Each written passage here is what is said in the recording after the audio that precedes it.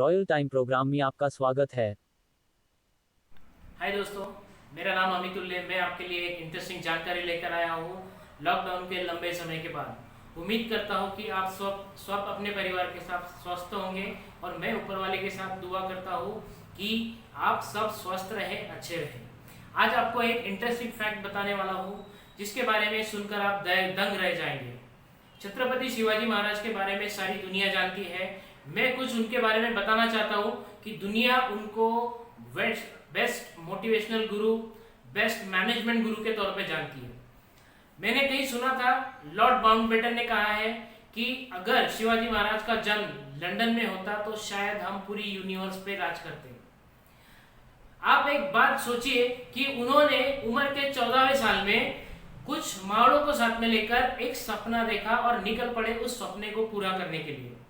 और उसके बाद क्या हुआ ये हम सब जानते हैं।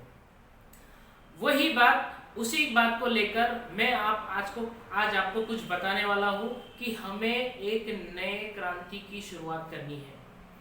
आज भारत हमारा इतना विशाल देश है कि दुनिया उसको शिक्षा और संस्कृति के लिए एक अच्छा ऑप्शन समझती है। संस्कृति तो हम बहुत अच्छे तरीके से निभा लेते हैं, लेकिन शिक्षा शिक्षा का क्या? आज हमारे देश में शिक्षा के लिए लोगों को रुपए पानी की तरह बहाने पड़ते हैं। क्यों? ये सबसे बड़ा सवाल है। हम जानते हैं कि हमारे जो महापुरुष बन चुके हैं, जो शिक्षण महर्षि हो चुके हैं, उन्होंने शिक्षा को स्थापित करने के लिए कितना संघर्ष किया। शिक्षा लेने के लिए कितना बड़ा संघर्ष उनको करना पड़ा। इसका सबसे बड़ा उदाहरण हमारे सामने है डॉक्टर भीमराव अंबेडकर, जिन्होंने संविधान लिखा। उन्होंने अपनी शिक्षा पाने के लिए किस दौर से संघर्ष किया, किस तरह का संघर्ष किया, उसमें उनकी आत्मकथाओं से आपको पढ़ के इस बात की जानकारी मिलेगी। कई सारी मूवीज इस पे बनी हुई हैं। हमारे देश में महात्मा ज्योतिबा फुले हैं, जिन्होंने स्त्री शिक्षा के लिए कितना संघर्ष किया और काफी हद तक सफल भी हुए। आज हम देखते हैं कि आनंदी गोपाल, सावित्रीबाई फुले, इन्होंने अपनी शिक्षा के लिए कितना संघर्ष किया। क्या हम इस बात को कभी जान सकते हैं? क्या हम इस बात पे कभी सोच सकते हैं कि उनको इतना संघर्ष क्यों कर? आज मैं आपसे एक सवाल करना चाहता हूँ, क्या हमारे पूरे देश में शिक्षा मिल रही है? क्या हमारा पूरा देश शिक्षित है? अगर आपका जवाब ना है तो आपको इस विचारों पर मंथन करने की बहुत जरूरत है। हमारे यहाँ एक आम आदमी शिक्षा लेने के लिए कितना परेशान होता है, उसको शिक्षा लेने के लिए कितनी परेशानी झेलनी पड़ती है, ये केवल वही जानता है। आज अगर किसी साधारण घर में किसी को इंजीनियर बनना है, किसी को सॉफ्ट स्किल सीखना है, किसी को कोर्सेस के हिसाब से पढ़ाई करनी है, तो उसको सिर्फ मार्केट में पैसा देना पड़ता है पढ़ाई के लिए। आज हमारी आने वाली पीढ़ियों का अगर यही हाल रहा तो क्या आने वाली पीढ़ियों को शिक्षा मिलेगी? क्या आने वाली पीढ़ियां शिक्षित होगी? ये हमारे लिए बहुत बड़ा सवाल है। और इसी चीज के लिए हमको संगठित होना बहुत जरूरी है। हमको एक नई शुरुआत की तरफ सोचना पड़ेगा, एक नई दिशा की तरफ हमको कदम लेना पड़ेगा, क्योंकि हमको देश को विश्व गुरु बनाना। आज हमें संगठित होना बहुत जरूरी है। क्यों? क्योंकि हम अगर देखेंगे कि मार्केट में अगर हम कोई भी कोर्सेज करने के लिए जाते हैं, जैसे कि कंप्यूटर कोर्सेज अगर हम करना चाहेंगे, जिसके लिए हमको लाखों रुपए की फी पे करनी पड़ती है, जिसके जरिए हम सिर्फ सीखते हैं, सीखने के लिए हमको पैसे लगते हैं। आज हम देखेंगे कि IIT, JEE, मेंस, इन जैसी चीजों में लाखों रुपए लोग पानी की तरह बहा देते हैं एक शिक्षा के माध्यम, शिक्षा को सीखने के लिए। ऐसा क्यों होता है हमारे देश में? वही हम अगर देखेंगे कि एक नया नवेला बच्चा नर्सरी KG1 KG2 में जाता है, तो एक बच्चे की फीस आज 50,000, 1 लाख रुपए जैसे दरों में फीस ली जाती है प्राइवेट स्कूलों में।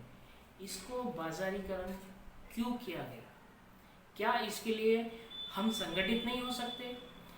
उसी पैरेलली उसी चीज को हम अगर देखेंगे स्वास्थ्य विभाग की तरफ, तो स्वास्थ्य में भी अगर हम किसी डॉक्टर के पास, किसी एमबीबीएस डॉक्टर के पास, एमडी डॉक्टर के पास विजिट करते हैं, तो हमारा एक विजिट का 500 रुपए से लेकर तो 1500 रुपए तक का चार्ज लिया जाता है।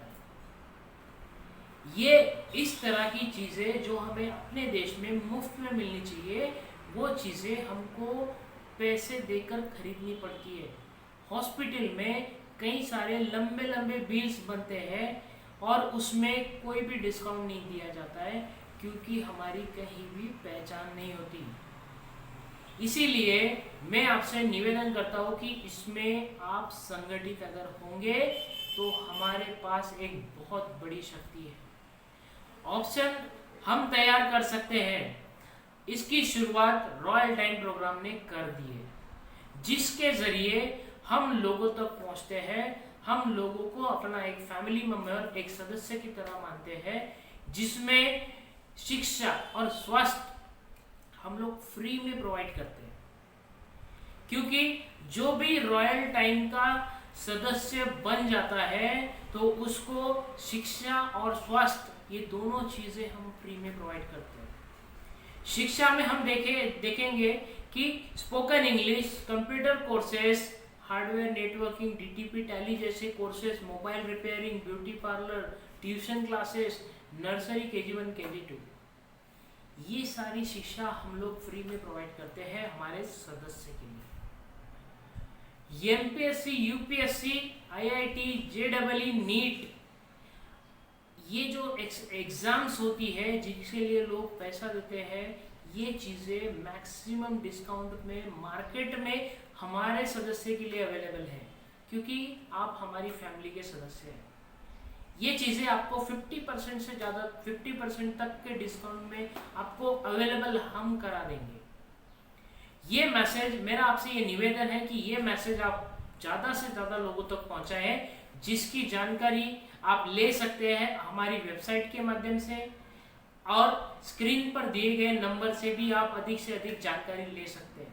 आप हमसे संपर्क करें। इसके लिए आपको नंबर स्क्रीन पे दिए गए हैं, आप स्क्रीन पे दिए गए नंबर पे, वेबसाइट पे आप कांटेक्ट कर सकते हैं। अगर आप इसी क्रांति में हमारे साथ हिस्सा बनना चाहते हैं, इसी एजुकेशन क्रांति को आगे बढ़ाना चाहते हैं, तो आप हमारे साथ जुड़ सकते हैं। एक सदस्य के माध्यम से, फ्रेंचाइजी के माध्यम से आप किसी भी डिस्ट्रिक्ट में अपनी फ्रेंचाइजी ले सकते हैं। फ्रेंचाइजी के माध्यम से लोगों तक एजुकेशन पहुंचा सकते हैं। इसके लिए आपको एक सिंपल काम करना पड़ेगा। फ्रेंचाइजी डिस्ट्रीब्यूशन हमारे यहाँ पे है, इस डिपार्टमेंट से आप हमारे कांटेक्ट कर सकते हैं। उनसे कांटेक्ट करके आप सारी जानकारी ले सकते हैं और अपने ही विभाग में, अपने एरिया में आप एजुकेशन की नई क्रांति को ला सकते हैं। अधिक जानकारी और नए अपडेट्स के लिए आप हमारे YouTube चैनल को सब्सक्राइब करें, लाइक करें, अधिक से अधिक शेयर करें, और अपने नए नोटिफिकेशन के लिए हमारे YouTube चैनल के बेल आइकन को प्रेस करें। अगर आपके पास हमारे लिए कोई सुझाव है तो आप हमको कमेंट्स में लिख सकते हैं। जो भी सुझाव है हम उस पर विचार करेंगे। हम इस पे विचार करके कोशिश करेंगे कि उसको हम अपडेट कर सके, उसको हम नया अमल कर सके, इसी तरह से ये वीडियो मैं यहीं समाप्त कर देता हूँ। अगले वीडियो में फिर मुलाकात होगी नए टॉपिक के साथ। नमस्कार।